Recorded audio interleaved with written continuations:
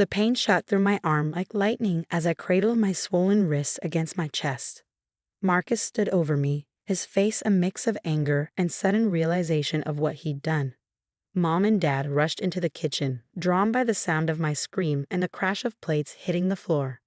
"What happened here?" Dad demanded, looking between us. Before I could speak, Marcus jumped in. Emma was being clumsy again, knocked over the dishes while loading the dishwasher. His voice was steady, practiced. At 28, my older brother had perfected the art of lying to our parents. I was 22, home from college for summer break, and this wasn't the first time Marcus had hurt me. It started with small things: pushes, shoves, accidental trips. But today was different. He grabbed my wrist and twisted it because I'd refused to give him my car keys. He needed money, he said, and was planning to sell my car without asking. "No," I said, wincing through the pain. He twisted my wrist because I wouldn't let him take my car. Mom's face immediately shifted into damage control mode. "Emma, honey, you're being dramatic. I'm sure it was just a misunderstanding." I held up my rapidly swelling wrist, which was now turning an alarming shade of purple. "This isn't a misunderstanding, Mom. Look at it." Dad stepped closer, his expression darkening as he examined my wrist. For a moment, I thought he might finally see the truth, but then Marcus spoke again. "I barely touched her, Dad. You know how she exaggerates everything."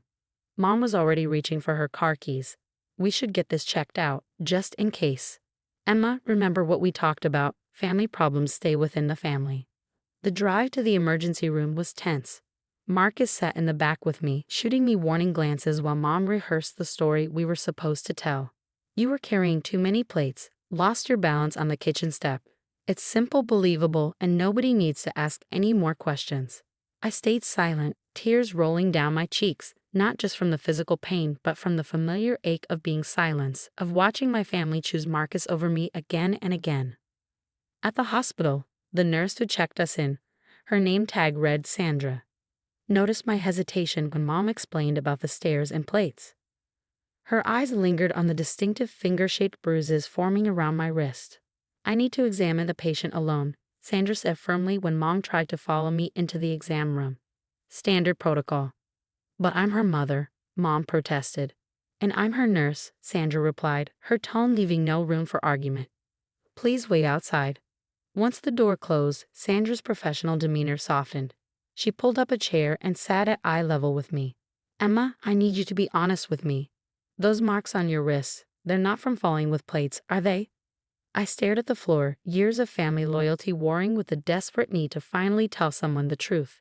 Sandra waited patiently, her presence somehow both professional and comforting. "My brother," I whispered finally. "He twisted my wrist because I wouldn't let him take my car." Sandra nodded, making notes in my chart. "Has this happened before?" The floodgates opened. I told her about the years of accidents, the pushed falls, the playful shoves that left bruises. How my parents always dismissed it, how Marcus always had an excuse, how I'd learned to stay quiet to keep the peace. "He's their golden boy," I explained, wiping tears with my good hand. "Star athlete, successful business career. They'd never believe he'd do anything wrong." Sandra's face remained neutral, but I saw something flash in her eyes. Determination, maybe, or resolve. "I need to step out for a moment to order your x-ray," she said, standing up. "Is there anyone you'd like me to call? Someone outside your family?" I thought of my best friend Lily, who'd been telling me for years to stand up to Marcus. "Yes," I said, giving Sandra her number. As Sandra left the room, I heard my mother's voice in the hallway, still trying to manage the situation. It was just a simple accident. But something was different now. For the first time in years, someone was listening to my side of the story. I didn't know what Sandra was going to do, but as I sat there holding my throbbing wrist, I felt a strange mix of fear and hope. The x-ray would confirm what I already knew. My wrist was fractured.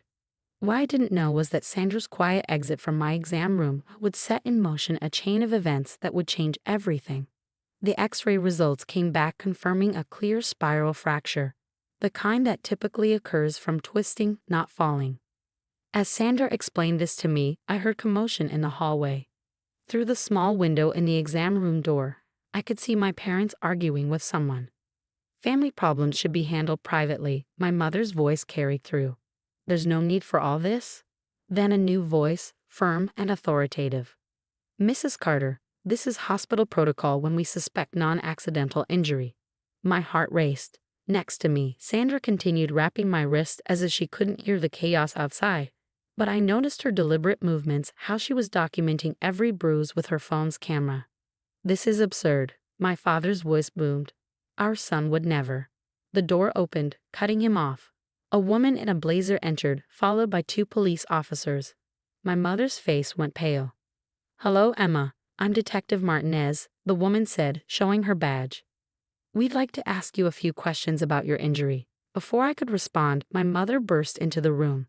"Emma, remember what we discussed. Family loyalty."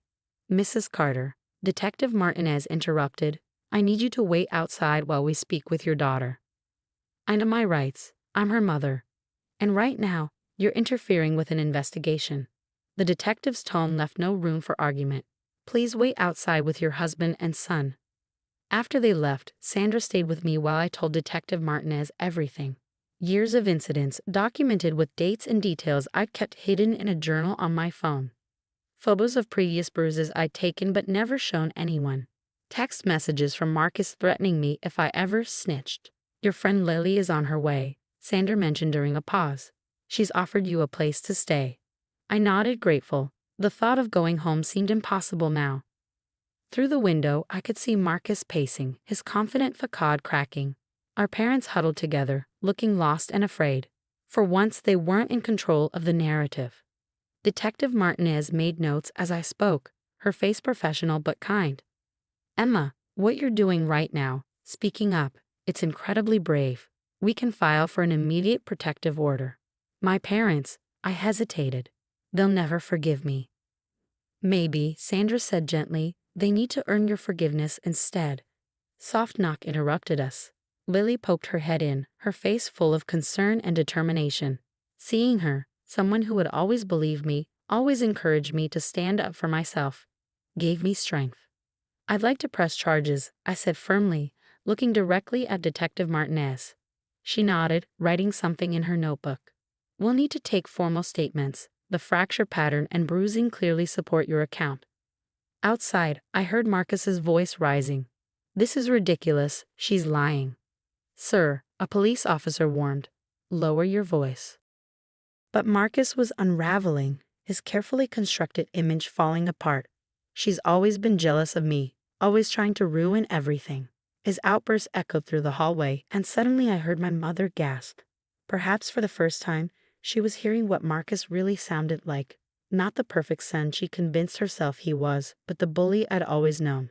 Sandra helped me gather my things while Lily waited. Detective Martinez explained the next steps: formal statements, photographs, the protective order process.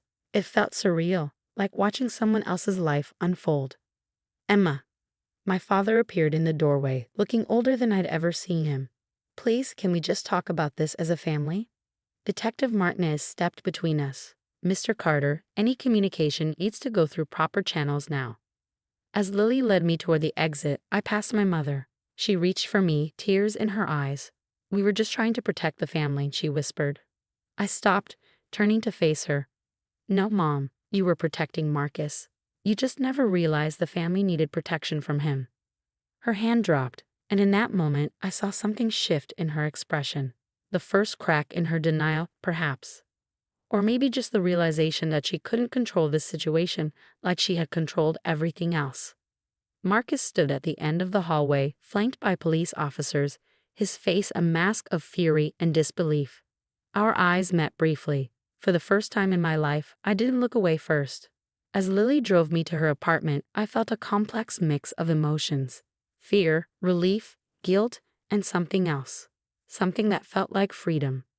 "You did the right thing," Lily said, squeezing my good hand. Looking at my wrapped wrist, I knew she was right. But I also knew this was just the beginning. The hard part, standing firm against the pressure, guilt, and manipulation that would surely come, was still ahead. What I didn't know then was that Sandra hadn't just called the police. She'd set in motion a series of events that would expose far more than just my broken wrist. A week after the hospital incident, sitting in Lily's cozy apartment, I discovered what Sandra had really done. Detective Martinez visited with a thick file under her arm.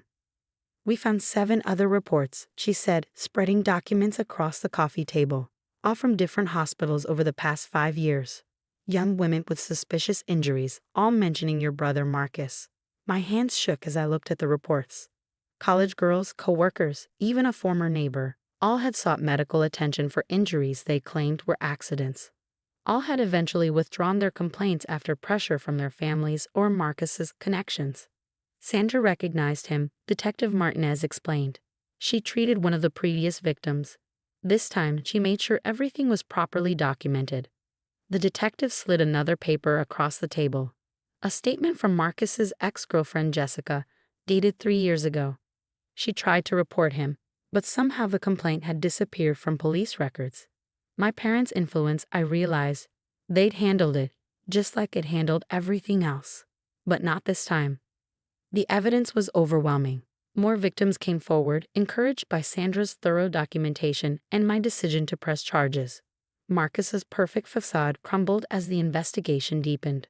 My parents tried everything to stop it. They showed up at Lily's apartment, begging me to reconsider. "He'll lose his job," my mother pleaded. "His whole future." "What about my future?" I asked, holding up my still healing wrist. "What about all the other women's futures?" My father attempted to use his connections, but Detective Martinez was incorruptible. The hospital's documentation was ironclad, and Sandra's testimony about the pattern of abuse was compelling. 3 weeks after my emergency room visit, Marcus was arrested.